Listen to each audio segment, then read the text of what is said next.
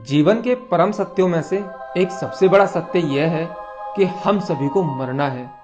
इस दुनिया में जो भी जीवित है वो एक न एक दिन मरेगा, लेकिन ये बात कोई नहीं जानता कि कौन इस दुनिया को अलविदा करके कब जाएगा। कोई भी किसी की मौत का समय नहीं बता सकता।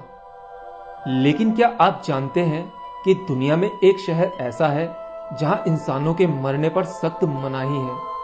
जी हाँ, दुनिया के उत्तरी छोर पर बसे लॉन्गेरबैन शहर में इंसानों के मरने पर पाबंदी है।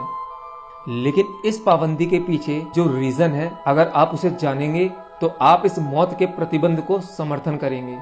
लगभग 2000 की आबादी वाले इस शहर में जमा देने वाली ठंड होती है। यहाँ के रहने वाले लोगों में ज्यादातर या तो टूरिस्ट होते हैं या फिर शोधकर्ता वैज्ञानिक होते हैं। यहाँ साल में 4 महीने सूरज नहीं निकलता, जिसकी वजह से हमेशा ठंड रहती है और 24 घंटे रात रहती है। चारों तरफ सिर्फ बर्फ का ही नजारा देखने को मिलता है और यही कारण है कि यहाँ ट्रांसपोर्ट के लिए भी स्नो स्कूटर का इस्तेमाल किया जाता है, क्योंकि यहाँ पर यातायात के साधनों को मुहैया कराना नामुमकिन सा है। और इस शहर में एक बहुत ही छोटा सा कब्रिस्तान है जिसमें पिछले 70 सालों से कोई नहीं दफनाया गया। दरअसल इसके पीछे एक कारण है।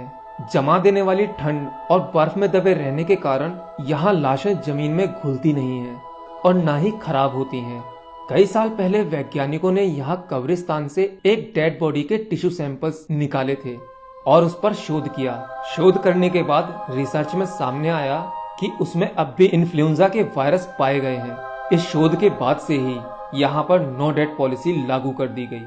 अब आप सोच रहे होंगे यहाँ के सामान्य निवासी वो अगर मरते होंगे तो कहाँ दफनाए जाते होंगे। तो अब मैं इसके बारे में बताता हूँ। यदि यहाँ कोई गंभीर रूप से बीमार हो जाता है या मौत के करीब पहुंच जाता है तो उसे प्लेन या शिप की मदद से नॉर्वे के दूसरे हिस्सों में भेज दिया जाता है ताकि वो शहर से बाहर मर सके, ताकि उसकी डेड बॉडी को दफनाया जा सके। अब चलते हैं दूसरे फैक्ट पर।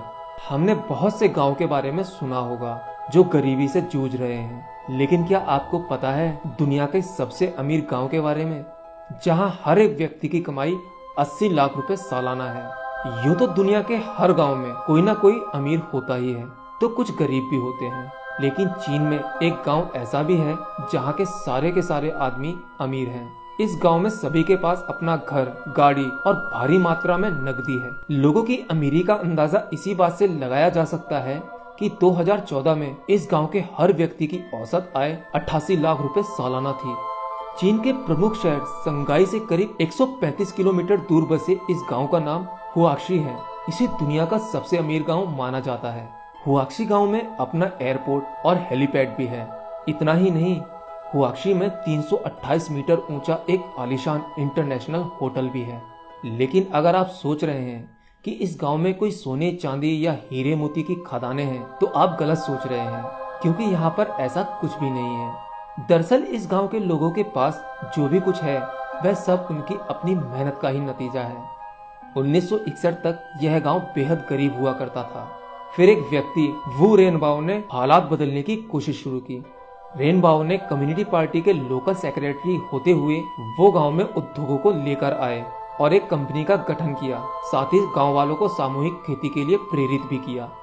1990 के दशक में कंपनी लिमिटेड हुई और गांव के हर व्यक्ति को इसमें शेयर होल्डर बनाया गया। गांव वालों की मेहनत का परिणाम यह हुआ कि आज कंपनी की 70 से ज्यादा फैक्ट्रियां हैं और हर गांव वाले के पास में 65 से 70 लाख से ज्यादा नकदी जमा है। गाँव के सभी लोगों के पास 10-10 कमरों वाले आलीशान मकान हैं।